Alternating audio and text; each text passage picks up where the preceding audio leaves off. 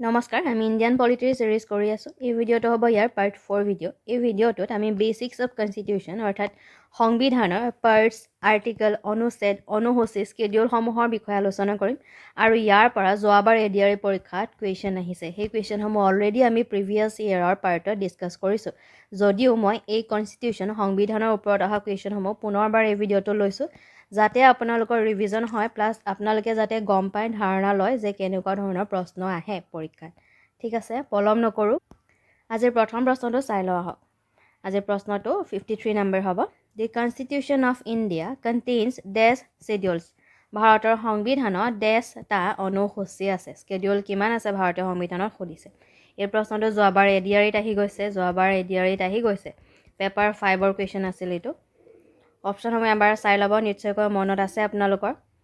মোৰ লগে লগে কওক, সংবিধানত কিমানটা অনুসূচী আছে। সংবিধানত 12টা, অপশ্যন নম্বৰ বি 12টা অনুসূচী বা স্কেডিউল আছে। ঠিক আছে, মনত ৰাখিব যে অৰিজিনেলি 12টা নাছিল, অৰিজিনেলি স্কেডিউল আছিল 8টা। এইটো মনত ৰাখিব, আৰু বৰ্তমান 12টা স্কেডিউল আছে। ঠিক আছে, আৰু এই 12টা স্কেডিউলত কোনটো স্কেডিউলত, ফাৰ্ষ্ট স্কেডিউলত কি আছে, ছেকেণ্ড স্কেডিউলত কি বিষয় আছে, সেইসমূহ প্ৰশ্ন আহে, যোৱাবাৰো আহিছে। তাৰ বিষয়ে আমি নেক্সট কুৱেশ্যনসমূহত ডিছকাছ কৰি যাম। ইয়াৰ পাছৰ প্ৰশ্নটো, article 1 of the constitution declares India as. সংবিধানৰ প্ৰথম অনুচ্ছেদে ভাৰতক কি বুলি অভিহিত কৰিছে। অপশ্যনসমূহ চাই ল'ব, প্ৰথমটো আৰ্টিকলত কি বুলি আছে। অপশ্যনসমূহ এবাৰ চাই লওক, আৰু শুদ্ধ উত্তৰটো হ'ব সংবিধানৰ প্ৰথমটো আৰ্টিকলতে আছে যে ইণ্ডিয়া, মই লিখিয়ে দিছোঁ, India that is Bharat,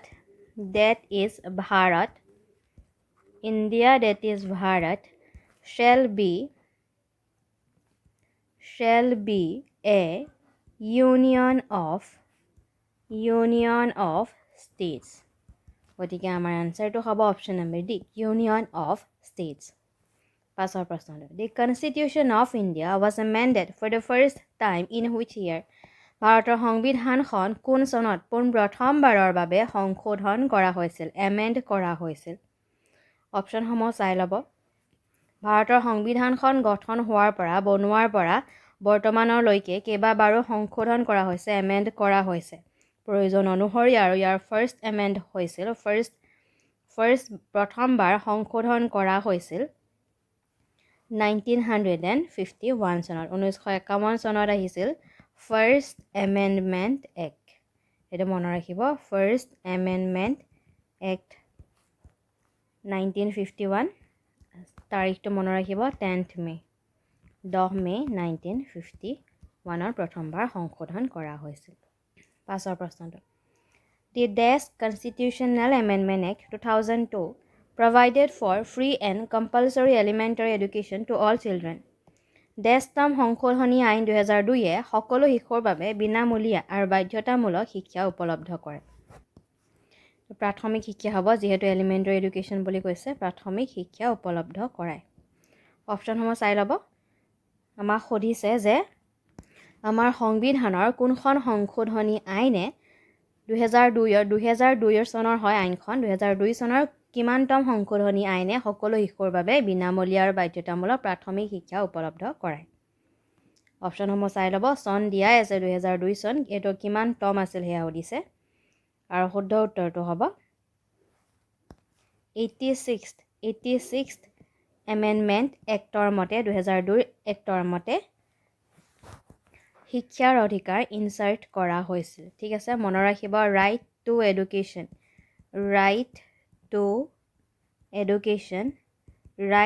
education add কৰা হৈছিল আমাৰ সংবিধানত। ঠিক আছে, আৰু মনত ৰাখিব, এই আইনখনে আৰ্টিকল, যি আমাৰ অনুচ্ছেদ আছে, আৰ্টিকল 21A ইনক্লুড কৰিছিল, এড কৰিছিল আমাৰ সংবিধানত, আৰু আৰ্টিকল 21A আমাক ৰাইট টু এডুকেশ্যন অৰ্থাৎ বিনামূলীয়া শিক্ষা প্ৰভাইড কৰে 6 পৰা 14 বছৰ শিশুক।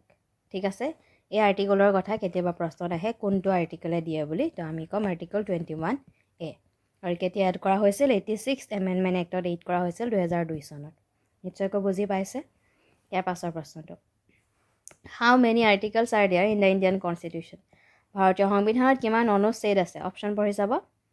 প্ৰথম প্ৰশ্নটোতে পাইছিলোঁ অনুসূচী অৰ্থাৎ স্কেডিউলৰ কথা, এতিয়া সুধিছে অনুচ্ছেদ আৰ্টিকলৰ কথা। শুদ্ধ উত্তৰটো হ'ব অপশ্যন নম্বৰ এ 395, 395টা আৰ্টিকেল আছে। ইয়াৰ পাছৰ প্ৰশ্নটো which constitutional amendment reduce the age of voting from 21 to 18? কোন সাংবিধানিক সংশোধনীয়ে ভোটাৰৰ বয়স 21ৰ পৰা 18লৈ হ্ৰাস কৰিছিল, কমাইছিল? অপশ্যন এবাৰ চাই লওক। অপশ্যন চাই ল'ব। শুদ্ধ উত্তৰটো হ'ব ভোটৰ কাৰণে বয়স 21ৰ পৰা 18লৈ হ্ৰাস কৰিছিল 61st এমেণ্ডমেণ্ট এক্টে, 61st 61তম সংশোধনীয়ে। ঠিক আছে, পাছৰ প্ৰশ্নটো the first schedule of Indian constitution, এইটো DHSত আহি গৈছে 2020 বৰ্ষত। ভাৰতীয় সংবিধানৰ প্ৰথম অনুসূচীত কি আছে? অপশ্যনসমূহ এবাৰ চাই ল'ব। এইটো বহুত বেছি ইম্পৰ্টেণ্ট হয়, এনেকুৱা প্ৰশ্নতে যোৱাবাৰ এডিআৰটো আহিছে, ইয়াৰ বিষয়ে আমি নেক্সট কুৱেশ্যনতে পাই যাম। ঠিক আছে, চ' অপশ্যনসমূহ চাই ল'ব। This is a contain forms of oath and affirmation, oath and affirmation শপতনামাৰ বিষয়ে আছে বুলি কৈছে। বিত আছে consist of list of state and union territory, ৰাজ্য আৰু ইউনিয়ন টেৰিটৰীসমূহৰ লিষ্ট আছে বুলি কৈছে। চিত কৈছে contains the list of languages recognize by parliament, চ' ভাষাৰ বিষয়ে আছে বুলি কৈছে। ডিত কৈছে consist of the provisions regarding power authority etcetera, চ' পাৱাৰ অথৰিটিসমূহৰ প্ৰভিজনৰ বিষয়ে আছে বুলি কৈছে। ঠিক আছে, ইয়াৰ বিষয়ে চাওক। স্কেডিউল আমি প্ৰথমতেই পালোঁ, প্ৰথম প্ৰশ্নত পাইছোঁ স্কেডিউল আছে সংবিধানৰ 12টা, আৰু 12টাও আমি মনত ৰাখিব লাগিব। অলৰেডি মই কৈছোঁ যোৱাবাৰ আহিছে। চ' এই মনত ৰাখিবৰ কাৰণে এটা একদম ইজি ট্ৰিক্স আছে, নিশ্চয়কৈ কোনোবাই জানে, এইটো ইউটিউবতে আপোনালোকে পাই যাব। সেই ট্ৰিক্সটো আপোনালোকে মাত্ৰ এটা বাক্য মনত ৰাখিব, বাকী বেলেগ মুখস্থ কৰিব নালাগে। ঠিক আছে, ঠিক আছে, আমি প্ৰথমে ট্ৰিক্সটো শিকি লওঁ, তাৰপাছত ইয়াৰ অপশ্যনসমূহ চাই শুদ্ধ উত্তৰটো বাছি উলিয়াম।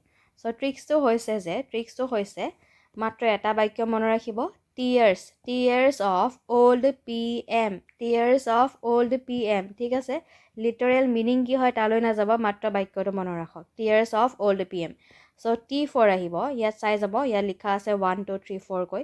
চ' নম্বৰ 1, স্কেডিউল নম্বৰ 1, T4 মনত ৰাখিব, টেৰিটৰী। ঠিক আছে, প্ৰথম স্কেডিউলত আমাৰ ৰাজ্য, টেৰিটৰী এণ্ড ষ্টেট, ৰাজ্য আৰু ইউনিয়ন টেৰিটৰীৰ নাম আছে, লিষ্ট আছে। ঠিক আছে, চ' প্ৰথম স্কেডিউল মনত ৰাখিব T4, territory and state. Number 2 স্কেডিউলত আছে টিয়াৰ্ছৰ ইৰ পৰা মনত ৰাখিব ইমলিউমেণ্ট অৰ্থাৎ দৰমহা পাতিৰ কথা আছে। ঠিক আছে, ইমলিউমেণ্ট, দৰমহা, এলাৱেঞ্চেছ, প্ৰিভিলেজেছ অফ প্ৰেছিডেণ্ট, গভৰ্ণৰ, স্পীকাৰ, জাজেছসকলৰ ইমলিউমেণ্টৰ কথা আছে। ঠিক আছে, ই ফৰ ইমলিউমেণ্ট হৈ গ'ল। TEA ফৰ মনত ৰাখিব এফাৰ্মেশ্যন অৰ্থাৎ শপতনামাৰ বিষয়ে আছে। ঠিক আছে, এফাৰ্মেশ্যন এণ্ড অথ বিষয়ে, অথৰ বিষয়ে আছে স্কেডিউল নম্বৰ 3 নম্বৰ অনুসূচীত। তাৰপিছত আহিব R আহি গ'ল, R ফৰ মনত ৰাখিব ৰাজ্যসভা। ঠিক আছে, আমাৰ দেশৰ বিভিন্ন ৰাজ্যৰ বা বিভিন্ন ইউনিয়ন টেৰিটৰীসমূহৰ ৰাজ্যসভাৰ ছিটৰ সংখ্যা বেলেগ বেলেগ হয়। তো ইয়াত স্কেডিউল নম্বৰ 4ত আছে যে এল'কেশ্যন অফ ছিট অৰ্থাৎ কোনখন ৰাজ্যৰ কিমান ছিট আছে তাৰ বিষয়ে আছে। ঠিক আছে, স্কেডিউল নম্বৰ 4ত আছে R ফৰ ৰাজ্যসভা। নিশ্চয় বুজি পাইছে। R হৈ গ'ল, এতিয়া আহিব S ফৰ মনত ৰাখিব স্কেডিউল এৰিয়া, অনুসূচিত ক্ষেত্ৰ। যিহেতু আমাৰ দেশত কিছুমান স্কেডিউল এৰিয়া আছে আৰু স্কেডিউল ট্ৰাইব আছে, আৰু তাৰ সৈতে জড়িত প্ৰভিজনবোৰ আছে স্কেডিউল নম্বৰ 5ত। ঠিক আছে, ইয়ালৈকে নিশ্চয়কৈ বুজি পালে। টিয়াৰ্ছ হৈ গ'ল, আমাৰ টিয়াৰ্ছ হৈ গ'ল। এতিয়া আহিব টিয়াৰ্ছ অফ, অ'ৰ পৰা মনত ৰাখিব 6 নম্বৰত আছে এইটো, অ'ৰ পৰা মনত ৰাখিব আদাৰ স্কেডিউল এৰিয়া। ঠিক আছে, আমি 5 নম্বৰতে পালোঁ স্কেডিউল এৰিয়া, 6 নম্বৰত আছে আদাৰ স্কেডিউল এৰিয়া, অৰ্থাৎ ইয়াত নৰ্থ ইষ্টৰ বিশেষ কেইখনমান ৰাজ্যৰ স্কেডিউল এৰিয়াৰ বিষয়ে আছে। সেই ৰাজ্যকেইখনৰ নাম মনত ৰাখিবৰ বাবে আপোনালোকে মনত ৰাখিব ATM মানি। ঠিক আছে, A for Assam, T for Tripura. ঠিক আছে, ইয়াত লিখা আছে চাওক, Assam, Tripura, M for Meghalaya. Again মানিৰ এমৰ পৰা মনত ৰাখিব মিজোৰাম। ঠিক আছে, নিশ্চয়কৈ বুজি পাইছে। এই প্ৰশ্নটো যোৱাবাৰ এডিআৰিত আহিছিল, এইটো এজিআৰিত আহিছিল। প্ৰশ্নটো মই লৈছোঁ এই ভিডিঅ'টোতে, আমি পাম আগৰ প্ৰশ্ন। ঠিক আছে, চ' স্কেডিউল নম্বৰ 6লৈকে হৈ গ'ল। 7 নম্বৰত আছে OF, F for federal structure. ঠিক আছে, অৰ্থাৎ ইয়াৰ পাৱাৰৰ ডিভিজনৰ বিষয়ে আছে, ডিভিজন অফ পাৱাৰ। তাৰ বিষয়ে ইউনিয়ন লিষ্ট আছে, ষ্টেট লিষ্ট আছে, কনকাৰেণ্ট লিষ্ট আছে। চ' এই তিনিওখন লিষ্টত কি কি ছাবজেক্ট আছে তাৰ বিষয়ে 7 নম্বৰ স্কেডিউলত আছে।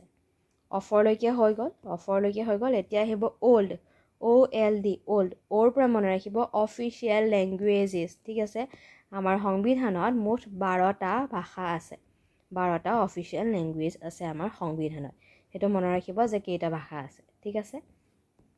তাৰপিছত আহিব এল, 9 নম্বৰত আছে L, L for land reform, জমিদাৰী, লেণ্ড ৰিফৰ্মৰ বিষয়ে আছে। আৰু মনত ৰাখিব আমি প্ৰথমতেই কৈছোঁ যে আমাৰ সংবিধানত অৰিজিনেলি 8টা স্কেডিউল আছিল, কিন্তু বৰ্তমান 12টা আছে। 9 নম্বৰ স্কেডিউলৰ পৰা 12 নম্বৰ স্কেডিউললৈকে পাছত এড কৰা হৈছে সংবিধানত, পাছত যোগ কৰা হৈছে, ঠিক আছে। চ' এইটো 9 নম্বৰ স্কেডিউলত যি আছে লেণ্ড ৰিফৰ্ম, সেই লেণ্ড ৰিফৰ্ম যোগ কৰা হৈছিল, এই 9 নম্বৰ স্কেডিউলটো যোগ কৰা হৈছিল ফাৰ্ষ্ট এমেণ্ডমেণ্টত, প্ৰথম সংশোধনীত এইটো যোগ কৰা হৈছিল আমাৰ সংবিধানত, ঠিক আছে। আৰু আমি অলৰেডি পাইছোঁ যে প্ৰথম সংশোধনী কিমান চনত হৈছিল। এবাৰ মোৰ লগত কওক, 1951 চনত হৈছিল প্ৰথম এমেণ্ডমেণ্ট এক্ট। তাৰ মতে 9 নম্বৰ স্কেডিউল আমাৰ সংবিধানত অন্তৰ্ভুক্ত কৰা হৈছে, ঠিক আছে। এল হৈ গ'ল। এতিয়া আহিব ডি, ডি ফৰ মনত ৰাখিব ডিফেকশ্যন, ডিছকুৱালিফিকেশ্যনৰ বিষয়ে আছে 10 নম্বৰ স্কেডিউলত, ঠিক আছে। তাৰপাছত আহিব 11-12ত আছে পি এম, অল্ড হৈ গ'ল। এতিয়া আহিব P M, P for panchayat, M for municipality, ঠিক আছে। আৰু এইকেইটা ইনক্লুড কৰা হৈছে আমাৰ সংবিধানত 73rd এমেণ্ডমেণ্ট এক্ট অনুসৰি। এই দুটা বহুত বেছি ইম্পৰ্টেণ্ট হয়, এই দুটা মনত ৰাখিব লাগিব। তো 73তম সংশোধনীৰ মতে সংশোধনী আইন অনুসৰি আমাৰ সংবিধানত অন্তৰ্ভুক্ত কৰা হৈছে পঞ্চায়ত, আৰু মিউনিচিপেলিটি 74th, ঠিক আছে, 74th এমেণ্ডমেণ্ট এক্টৰ অনুসৰি ইনক্লুড কৰা হৈছে। পুনৰবাৰ আমি এবাৰ ৰিভিজন কৰি লওঁ আহক, বহুত বেছি ইম্পৰ্টেণ্ট হয়, মই বাৰে বাৰে কৈছোঁ, এবাৰ আকৌ ৰিভিজন কৰি লওঁ। টিয়াৰ্ছ অফ, মই ইয়াৰ ফাৰ্ষ্টত মোহাৰি দিছোঁ, এবাৰ বাক্যটো মনত পঢ়ি চাওক। Tears of old P M, T for আহিব, T for territory, state and টেৰিটৰিৰ বিষয়ে আছে। ই ফৰ ইমলিমেণ্ট, দৰমহাৰ বিষয়ে আছে। এ ফৰ এফাৰ্মেশ্যন এণ্ড শপতনামাৰ বিষয়ে আছে। আৰ ফৰ ৰাজ্যসভা, ৰাজ্যসভাৰ চিটৰ বিষয়ে আছে। এছ ফৰ স্কেডিউল এৰিয়া, অনুসূচিত ক্ষেত্ৰৰ বিষয়ে আছে, ঠিক আছে। তাৰপিছত টিয়াৰ্ছ হৈ গ'ল। এতিয়া আহিব অফ, অ'ৰ পৰা মনত ৰাখিব আদাৰ স্কেডিউল এৰিয়া, অন্য অনুসূচিত ক্ষেত্ৰৰ বিষয়ে আছে। আৰু কাৰ বিষয়ে আছে? এটিএম মানিৰ বিষয়ে আছে। এ অৰ্থাৎ আছাম, টি অৰ্থাৎ ত্ৰিপুৰা, এম অৰ্থাৎ Meghalaya, again M for Mizoram, ঠিক আছে। এফৰ পৰা মনত ৰাখিব ফেডাৰেল ষ্ট্ৰাকচাৰ, ডিভিজন অফ পাৱাৰৰ বিষয়ে আছে। ইউনিয়ন লিষ্ট, ষ্টেট লিষ্ট, কনকাৰেণ্ট লিষ্টৰ বিষয়ে আছে, ঠিক আছে। নাম্বাৰ 8 নম্বৰ স্কেডিউলত আছে অ' ফৰ অফিচিয়েল লেংগুৱেজ, অল্ডৰ অ' ফৰ অফিচিয়েল লেংগুৱেজ আমাৰ সংবিধানত 22টা আছে। এল ফৰ লেণ্ড ৰিফৰ্ম, জমিদাৰীৰ বিষয়ে আছে, এইটো ফাৰ্ষ্ট এমেণ্ডমেণ্টত ইনক্লুড কৰা হৈছে, ঠিক আছে। ডি ফৰ ডিফেকশ্যন, ডিছকুৱালিফিকেশ্যনৰ বিষয়ে আছে। একদম লাষ্টৰ দুটা P M, P for panchayat, M for municipality. Panchayat include কৰা হৈছে 73তম সংশোধনী আইন মতে, আৰু মিউনিচিপেলিটি 74তম সংশোধনী আইন মতে ইনক্লুড কৰা হৈছে, ঠিক আছে। বহুত বেছি ইম্পৰ্টেণ্ট হয়, বাৰে বাৰে কৈছোঁ, মনত ৰাখিব। ইয়াৰ পাছৰ প্ৰশ্নটো, ইন ইণ্ডিয়া, ভাৰতত who has a power to pardon the death penalty, ভাৰতত মৃত্যুদণ্ডৰ ক্ষমাদান ক্ষমতা কাৰ ওচৰত আছে? অপশ্যনসমূহ এবাৰ চাই ল'ব যে ডেথ পেনাল্টি পাৰ্ডন কোনে কৰিব পাৰে। আৰু শুদ্ধ উত্তৰটো হ'ব আমাৰ ভাৰতত ডেথ পেনাল্টি পাৰ্ডন কৰিব পাৰে ৰাষ্ট্ৰপতি, প্ৰেছিডেণ্টে, ঠিক আছে। আৰু তেখেতৰ এই পাৱাৰৰ বিষয়ে আছে আৰ্টিকল 72, ঠিক আছে, 72, আৰ্টিকল 72, 72তম অনুচ্ছেদত এই বিষয়ে উল্লেখ আছে। ইয়াৰ পাছৰ প্ৰশ্নটো, which is the longest or largest constitutional amendment act known as mini constitution, mini constitution হিচাপে পৰিগণিত হোৱা কোনটো আটাইতকৈ দীৰ্ঘতম বা বৃহৎ সাংবিধানিক সংশোধন আইন হয়? অপশ্যনসমূহ চাই ল'ব। আমি পাই আহিছোঁ যে আমাৰ সংবিধানখন সময়ে সময়ে সংশোধন কৰা হৈছে, আৰু ইয়াৰে এটা সংশোধন আইনক মিনি কনষ্টিটিউশ্যন বুলি কোৱা হয়, ঠিক আছে। আৰু এইটো হৈছে আটাইতকৈ দীৰ্ঘতম বা আটাইতকৈ বৃহৎ সংশোধনী আইন। চ' এইটো হৈছে, অপশ্যনসমূহ চাই ল'ব, এইটো হৈছে অপশ্যন নম্বৰ চি, 42nd 42তম সংশোধনী আইনক মিনি কনষ্টিটিউশ্যন বুলি কোৱা হয়। আৰু এইটো চনটো মনত ৰাখিব 1976, ঠিক আছে। আপোনালোকে এইটো চাওক, 4 2 যোগ কৰিলে 6 হয়, চ' ইয়াৰ লাষ্টত এইটো 6 আছে, 1976, এইটো মনত ৰাখিব। এই আইনখন বহুত বেছি ইম্পৰ্টেণ্ট হয়। আৰু এই আইনখনৰ মতে 3টা ৱৰ্ড আমাৰ সংবিধানত ইনক্লুড কৰা হৈছিল, অন্তৰ্ভুক্ত কৰা হৈছিল। সেই 3টা ৱৰ্ড হৈছে ছ'চিয়েলিষ্ট অৰ্থাৎ সমাজবাদী, ছেকুলাৰ অৰ্থাৎ ধৰ্মনিৰপেক্ষ, আৰু ইণ্টিগ্ৰিটি অৰ্থাৎ অখণ্ডতা ঠিক আছে এই তিনিওটা শব্দ এই তিনিওটা ৱৰ্ডছ ইনক্লুড কৰা হৈছে 42nd এমেণ্ডমেণ্ট এক্টৰ মতে কেতিয়াবা প্ৰশ্ন আহে যে ছ'চিয়েলিষ্ট বা ছেকুলাৰ শব্দটো কোনটো সংশোধনী আইন মতে অন্তৰ্ভুক্ত কৰা হৈছিল বুলি নিশ্চয় বুজি পাইছে ইয়াৰ পাছৰ প্ৰশ্নটো লৈ যাব How many times has national emergency been declared in India? ভাৰতত কিমানবাৰ ৰাষ্ট্ৰীয় জৰুৰীকালীন অৱস্থা ঘোষণা কৰা হৈছে অপশ্যন এবাৰ চাই ল'ব আৰু নেশ্যনেল এমাৰ্জেঞ্চি ঘোষণা কৰিব পাৰে ভাৰতৰ প্ৰেছিডেণ্ট বা ৰাষ্ট্ৰপতিয়ে আৰু এতিয়ালৈকে মুঠ 3বাৰ নেশ্যনেল এমাৰ্জেঞ্চি ঘোষণা কৰা হৈছে ঠিক আছে চ' প্ৰথম হৈছিল 1962 চন মনত ৰাখিব বহুত বেছি ইম্পৰ্টেণ্ট হয় 1962 ইণ্ডিয়া চাইনা ৱাৰ যুদ্ধৰ সময়ত ছেকেণ্ড ঘোষণা কৰা হৈছিল 1971 চনত পাকিস্তান ৱাৰৰ সময়ত ঠিক আছে পাকিস্তান ৱাৰৰ সময়ত আৰু তাৰ পাছত 1975ৰ পৰা 77লৈকে নেশ্যনেল এমাৰ্জেঞ্চি ঘোষণা কৰা হৈছিল ডিউ টু ইণ্টাৰনেল ডিষ্টাৰ্বেন্সেছ কোনো যুদ্ধৰ কাৰণে নহয় কোনো বাহিৰা দেশৰ লগত যুদ্ধৰ কাৰণে নহয় ইণ্টাৰনেল ডিষ্টাৰ্বেন্সেছৰ কাৰণে তৃতীয় নেশ্যনেল এমাৰ্জেঞ্চি ঘোষণা কৰা হৈছিল ঠিক আছে এই চনকেইটা মনত ৰাখিব 1962 1971 আৰু 1975 চন আৰু নেশ্যনেল এমাৰ্জেঞ্চিৰ কথা আৰ্টিকল মই লিখি দিছোঁ আৰ্টিকল 352ত আছে 352 নম্বৰ অনুচ্ছেদত আছে পাছৰ প্ৰশ্নটো Which schedule of Indian Constitution has made provision for autonomous administration of hills and tribal regions of North-East India? এইটো এডিআৰ জবৰ পেপাৰত আহিছে যে ভাৰতীয় সংবিধানৰ কোনখন অনুসূচীত উত্তৰ পূব ভাৰতত পাহাৰো জনজাতীয় অঞ্চলৰ বাবে স্বায়ত্ত শাসনৰ ব্যৱস্থা কৰা হৈছে অপশ্যনসমূহ চাই ল'ব অলৰেডি আমি স্কেডিউলৰ বিষয়ে ট্ৰিক্স পঢ়িলোঁ মনত পেলাওক কি আছিলে টিয়াৰ্ছ অফ অল্ড PM চাওক TEARS tears of old PM আছিলে মনত পেলাওক এতিয়া যে নৰ্থ ইষ্টৰ ট্ৰাইবেল ৰিজন ক'ত আছিলে মনত পেলাওক T for territory E for emolument A for affirmation R for Rajya Sabha ঠিক আছে S for scheduled area and O for other scheduled area ইয়াতে আছিলে other scheduled area আমি এতিয়া মানিৰ বিষয়ে পঢ়িছিলোঁ চ' এইটো হ'ব 5 এইটো হ'ব 6 নম্বৰ চ' আমাৰ আনচাৰটো হ'ব 6 schedule ষষ্ঠ অনুসূচীত আছে ঠিক আছে পাছৰ প্ৰশ্নটো Right to education become a fundamental right in শিক্ষাৰ অধিকাৰ এটা মৌলিক অধিকাৰ ফাণ্ডামেণ্টেল ৰাইট কেতিয়া হৈছিল কিমান চনত হৈছিল অপশ্যনসমূহ চাই ল'ব আমি already right to education actor বিষয়ে পঢ়িছোঁ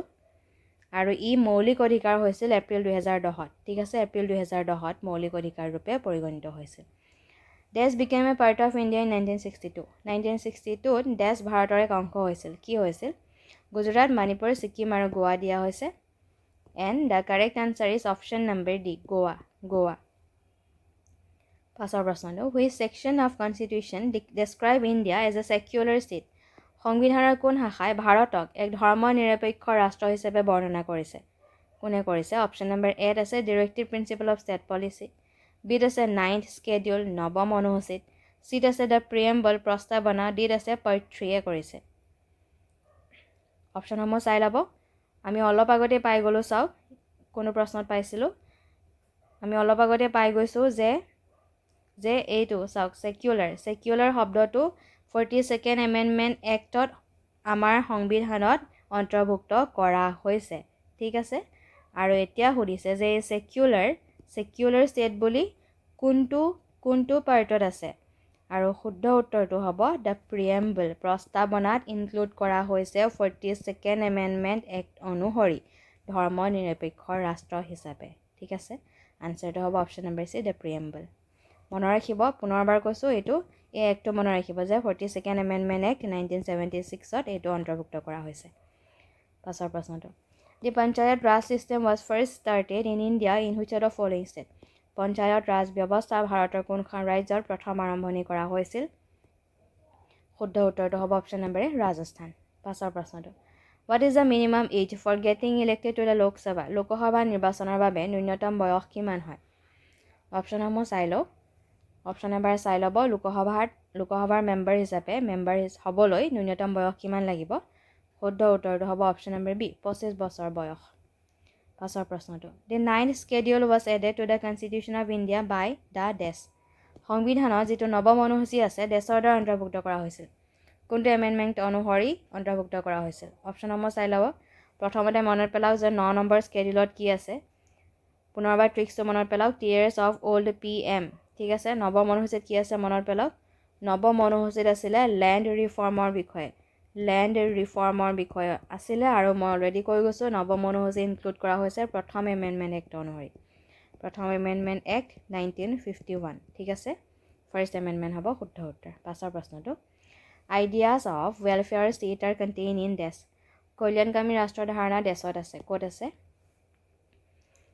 অপশ্যন চাই ল'ব fundamental right directive principle of state policy preamble of constitution part 8 শুদ্ধ উত্তৰটো হ'ব directive principle of state policy অৰ্থাৎ DPSPত কল্যাণকামী ৰাষ্ট্ৰৰ ধাৰণা আছে আৰু এই DPSP কোনখন দেশৰ সংবিধানৰ পৰা ধাৰ কৰা হৈছে মোক এবাৰ কওক আমি অলৰেডি আগৰ ক্লাছত পঢ়ি আহিছোঁ যে DPSP বৰো কৰা হৈছিল কোনখন কনষ্টিটিউশ্যনৰ পৰা আয়াৰলেণ্ডৰ কনষ্টিটিউশ্যন সংবিধানৰ পৰা DPSP আমাৰ সংবিধানত লোৱা হৈছে আয়াৰলেণ্ডৰ কনষ্টিটিউশ্যন বা আইৰিছ কনষ্টিটিউশ্যনৰ পৰা ঠিক আছে পাছৰ প্ৰশ্নটো the right to equality to women is ensured by মহিলাৰ সমতাৰ অধিকাৰ সাব্যস্ত কৰে কোনটো আৰ্টিকেলে শুদ্ধ উত্তৰটো হ'ব আৰ্টিকেল নম্বৰ 14 অনুচ্ছেদ 14 পাছৰ প্ৰশ্নটো how many languages have been mention in the 8th schedule of Indian constitution ভাৰতীয় সংবিধানৰ 8ম অনুসূচীত কিমানটা ভাষাৰ বিষয়ে উল্লেখ আছে আৰু শুদ্ধ উত্তৰটো হ'ব অপশ্যন নম্বৰ ডি 22টা ভাষাৰ বিষয়ে আছে কি ভাষা আছে আমি পাছৰ প্ৰশ্নত পঢ়িম In which of the following state the president's rule was imposed for the first time in the country?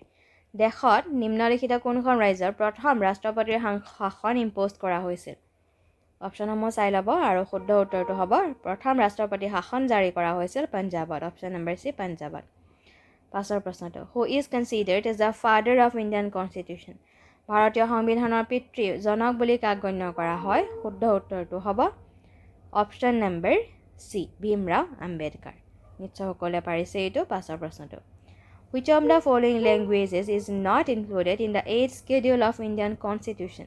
ভাৰতীয় সংবিধানৰ অনুসূচীত 8ম অনুসূচীত হ'ব এইটো 8th schedule কৈছে 8ম অনুসূচীত নিম্নলিখিত কোনটো ভাষা অন্তৰ্ভুক্ত নহয় বুলি কৈছে মন দিব এইটো নহয় বুলি কৈছে ঠিক আছে অপশ্যনসমূহ এবাৰ চাই ল'ব অলৰেডি আমি পাইছোঁ যে 8th schedule-ত 22টা ভাষাৰ বিষয়ে আছে আমাৰ সংবিধানত 22টা ভাষাৰ বিষয়ে আছে আৰু তাত সংস্কৃতটো আছে মাৰাঠী ভাষা আছে বড়ো ভাষা আছে অপশ্যন নম্বৰ চি ভোজপুৰী ভাষা নাই ঠিক আছে অপশ্যন নম্বৰ ডি হয় এইটো ডি ভোজপুৰী ভাষা নাই গতিকে শুদ্ধ উত্তৰটো হ'ব অপশ্যন নম্বৰ ডি ভোজপুৰী ঠিক আছে আৰু মনত ৰাখিব অৰিজিনেলি আমাৰ সংবিধানত 14টা ভাষাৰ বিষয়ে আছে আৰু বাকী ভাষাসমূহ 22টাৰ 14টা অৰিজিনেলি আছিল আৰু বাকীসমূহ পাছত সংবিধানৰ সংশোধনী আইন মতে ইনক্লুড কৰা হৈছে আৰু মনত ৰাখিব এই বড়ো ভাষাটো কেতিয়াবা আহিব পাৰে বড়ো ভাষাটো 92nd এমেণ্ডমেণ্ট এক্ট অনুসৰি ইনক্লুড কৰা হৈছে ঠিক আছে 2003 চনৰ 92nd এমেণ্ডমেণ্ট এক্ট অনুসৰি সংবিধানত বড়ো ভাষা অন্তৰ্ভুক্ত কৰা হৈছে যিটো which came into force in 2004 চনত যিটো প্ৰণয়ন হৈছে ঠিক আছে সংশোধনী আইনখন আছিল 92nd এমেণ্ডমেণ্ট এক্ট 2003 ঠিক আছে নিশ্চয়কৈ বুজি পাইছে বড়ো ভাষাটো মনত ৰাখিব কেতিয়া ইনক্লুড কৰা হৈছিল লগে লগে কেতিয়াবা যিহেতু এনেকুৱা প্ৰশ্ন আহিব পাৰে গতিকে মই ইয়াৰ লিষ্টখন দি দিছোঁ আমাৰ 22 সংবিধানে স্বীকৃতি প্ৰদান কৰা 22টা ভাষাৰ মই ইয়াৰ লিষ্টখন দি দিছোঁ বা এইটো জুমটো কমাই দিওঁ নিশ্চয়কৈ আপোনালোকে দেখা পাইছে নিশ্চয় চাওক প্ৰথমতে আছে এবাৰ পঢ়ি চাব আছমিজ আছে অসমীয়া ভাষা তাৰপাছত আছে বেংগলী বড়ো ডগৰী গুজৰাটী এইটো এলফাবেটিকেলি লিখা আছে হিন্দী আছে কানাডা কাশ্মীৰী কংকানী মেথিলি হয়তো মেথিলি মালায়ালাম মণিপুৰী হয়তো মণিপুৰী হ'ব এইটো তাৰপিছত আছে মাৰাঠী নেপালী ওড়িয়া পাঞ্জাবী সংস্কৃত সান্থালী সিন্ধি তামিল তেলেগু আৰু উৰ্দু ঠিক আছে এই 22টা ভাষা আছে আৰু চাব এই 22টা ভাষাৰ ভিতৰত ক্লাছিকেল ষ্টেটাছ লাভ কৰা 6টা ভাষা আছে ঠিক আছে এইটো আমি আৰ্ট এণ্ড কালচাৰৰ ক্লাছ এটাত অলৰেডি পঢ়িছোঁ সেই 6টা ভাষা মই ইয়াত লিখি দিছোঁ নিশ্চয় আপোনালোকৰ যদিহে মনত আছে মোৰ লগত কৈ যাব সেই 6টা ক্লাছিকেল ষ্টেটাছ লাভ কৰা ভাষা হৈছে প্ৰথমটো হৈছে কানাড়া। কানাড়া ক'ত আছে চাব, এইটো কানাড়া ভাষা আছে। তাৰপিছত আছে মালায়ালাম এইটো মালায়ালাম আছে। আৰু আছে অৰিয়া ক্লাছিকেল ষ্টেটাছ লাভ কৰিছে। লগতে সংস্কৃত আছে, সংস্কৃত। মই ইয়াত ষ্টাৰ মাৰ্ক দি দিছোঁ চাব, সংস্কৃত, তামিল আৰু তেলেগু আছে। ঠিক আছে, 1 2 3 4 5 6। তো এই 6টা ভাষাই ক্লাছিকেল ষ্টেটাছ লাভ কৰিছে, সেইটো মনত ৰাখিব। ঠিক আছে, নিশ্চয়কৈ বুজি পাইছে। আপোনালোকে এই লিষ্টখন এবাৰ চাই ল'ব। গতিকে আজিৰ ভিডিঅ'টো আছিল ইমানেই। আপোনালোকে যদি সেইটো বিচাৰে স্ক্ৰীনশ্বট লৈ ল'ব পাৰে বা ফটো মাৰি ল'ব পাৰে। ঠিক আছে, গতিকে আজিৰ ভিডিঅ'টো আছিল ইমানেই। আশা কৰিছোঁ যে ভিডিঅ'সমূহে আপোনালোকক উপকৃত কৰিব। লগতে ভালকৈ প্ৰিপেৰেশ্যন চলাই যাওক। আশা কৰিছোঁ যে সকলোৰে ভাল হ'ব। আৰু ভিডিঅ'টো শেষলৈকে চোৱাৰ বাবে সকলোকে ধন্যবাদ।